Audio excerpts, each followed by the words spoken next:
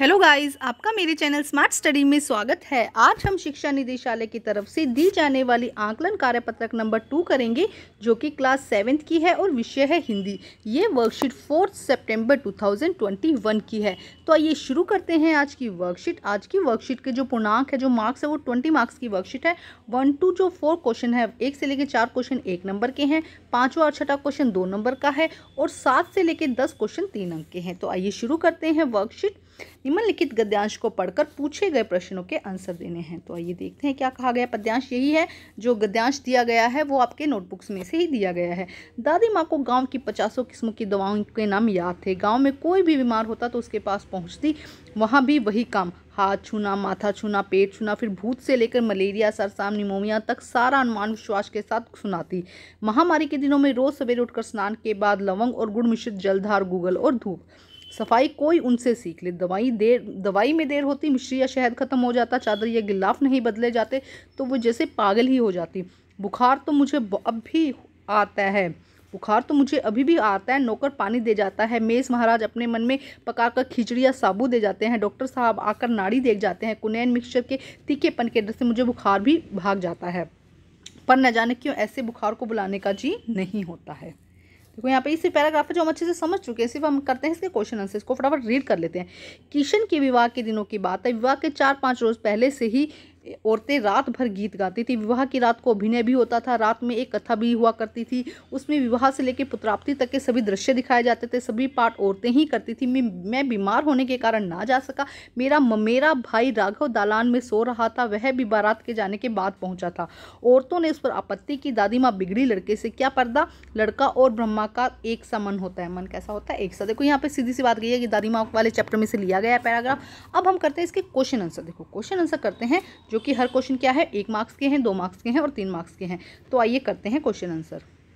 तो देखो प्रश्न नंबर 1 में क्या कहा गया है। ज्वर का क्या पर्यायवाची शब्द होता है? ज्वर मतलब कि बुखार। जब किसी को बुखार होता है तो उसे हम कहते हैं ज्वर। तो इसका आंसर हो जाएगा बुखार। प्रश्न नंबर 2 देखिए, महामारी शब्द का क्या अर्थ है? महामारी शब्द बहुत बड़ी संक्रामक बीमारी, मतलब ऐसी बीमारी जो एक से दूसरे में फैलती है। तो बहुत बड़ी संक्रामक बीमारी जिसे हम कहते हैं, उसे हम क्या कहते हैं? महामारी। प्रश्न नंबर 3 देखिए, मेरा भाई रेखांकित शब्दों में का लिंग बदलकर लिखिए। तो ममेरा भाई, ममेरा भाई का क्या हो जाएगा? ममेरी बहन हो जाएगा। भाई का लिंग क्या बदलेगा? बहन में। तो ये क्या हो जाएगा? ममेरी बहन। ममेरा तो ऐसे ही रहेगा, यहाँ पे बोलते हैं क्या हो जाएगा? ममेरी बहन। अब देखते हैं प्रश्न नंबर 3, तो हमने कर लिया 4। तो अब देखते हैं प्रश्न नंबर 4। बीमारी शब्द का बहुवचन होगा बीमारियां। बीमारी शब्द का बहुवचन क्या हो जाएगा? बीमारियां। ये सारे क्वेश्चन आपके 1 नंबर के थे। अब देखते हैं प्रश्न नंबर 5। अनुच्छेद में 2 संज्ञा शब्द चुनकर लिखे। तो अनुच्छेद जो पैराग्राफ दिया है उसके अंदर से आपको 2 संज्ञा शब्द लिखने हैं, जैसे कि मेस महाराज, खिचड़ी, है ना, साबूदाना। कोई भी संज्ञा शब्द, किसी होता है नेमिंग वर्ड कहते हैं ना, तो साबूदाना, कोई भी 2 शब्द आप यहाँ पर लिख सकते हैं। 2 संज्ञा शब्द क्या हो जाएगी? मेस महाराज और खिचड़ी। प्रश्न नंबर 6 देखिए, अनुमान शब्द में उपसर्ग और मूल शब्द को चुनकर लिखिए। तो देखो उपसर्ग क्या होता है? जो शब्द से मूल शब्द से पहले लगता है। तो देखो अनु क्या हो जाएगा? यहाँ पे उपसर्ग हो जाएगा और मान यहाँ क्या हो जाएगा? मूल शब्द हो जाएगा। तो आपको इसी तरह से लिखना है। अनु यहाँ क्या हो जाएगा? उपसर्ग हो जाएगा और मूल शब्द यहाँ पे क्या हो जाएगा? मान। अब हम करते हैं नेक्स्ट क्वेश्चन। प्रश्न नंबर 7 देखते हैं। प्रश्न नंबर 7, ये वाला हमने कर लिया। उपसर्ग में क्या था? अनु और मान। प्रश्न नंबर 7 देखिए, गांव में किसी के बीमार पड़ने पर दादी माँ क्या करती थी? जब कोई बीमार हो जाता था तो दादी माँ क्या करते थे? गांव में किसी के बीमार पड़ने पर दादी माँ उसके पास पहुंचती, उसका हाथ, माथा, पेट छूकर बीमारियों के नाम और उनका इलाज बताती। क्या करती थी? पहले तो हाथ, माथा और पेट छूती थी और उसके बाद क्या करती थी? उनका इलाज बताती थी और सारी दवाइयों के नाम बता देती थी। भाई ये वाली ले लो, जो भी अनुमान के साथ बताती थी, भाई ये चीज़ें हो सकती है। तो ये है प्रश्न नंबर 7 का आंसर, कि गाँव में किसी के भी बीमार पड़ने पर दादी माँ उसके पास पहुँचती, हाथ, माथा और पेट छूकर बीमारियों के नाम बताती और उनका इलाज भी बता देती थी। अब देखते हैं प्रश्न नंबर 8। प्रश्न नंबर 8 देखते हैं, दादी माँ को किस बात पर अधिक गुस्सा आता था? किस बात पर आता था?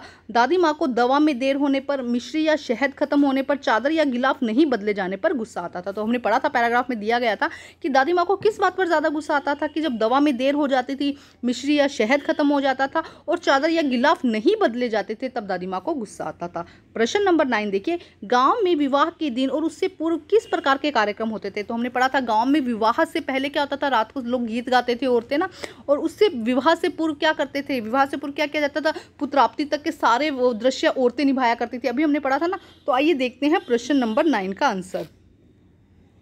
तो देखिए प्रश्न नंबर 9 का आंसर, गांव में विवाह के दिन और उससे पूर्व गांव की औरतें द्वारा गीत गाने वाले कार्यक्रम होते थे। क्या होते थे? उसमें गीत गाते थे, जिसमें क्या होता था, पूरा विवाह से लेकर पुत्राप्ति तक के सारे दृश्य दिखाए जाते थे। चाहे तो आप वो लाइन भी इसमें ऐड कर सकते हैं।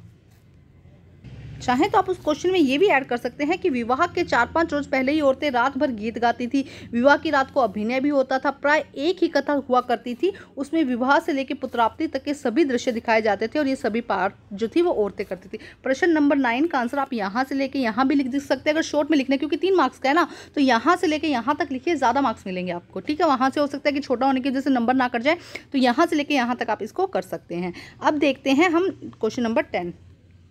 प्रश्न नंबर 10 देखेंगे। 9 में आप ये लाइन के बाद में जो अभी बताया है वो भी ऐड कर दीजिएगा।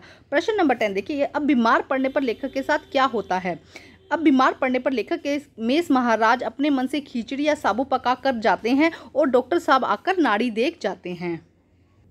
देखो क्या कहा कि बीमार होने पर लेखक को क्या मतलब क्या क्या सेवा की जाती है, उसके साथ में नौकर पानी दे के जाते हैं, कुछ भी आप इसमें ऐड कर दो कि नौकर पानी दे के जाते हैं, मेष महाराज अपने मन से खिचड़ी बनाकर साबू जो भी पका कर ले आते हैं वो खाना होता है, और डॉक्टर साहब आकर नाड़ी देख जाते हैं और कुनैन की दवाई दी जाती है। इस तरह से आप कुछ लिख सकते हैं। तो ये थी आज की वर्कशीट असेसमेंट। वर्कशीट कंप्लीट करके अपने टीचर से चेक करवाइए और प्लीज़ मेरे चैनल को लाइक कीजिए, सब्सक्राइब कीजिए और शेयर कीजिए। Thank you guys.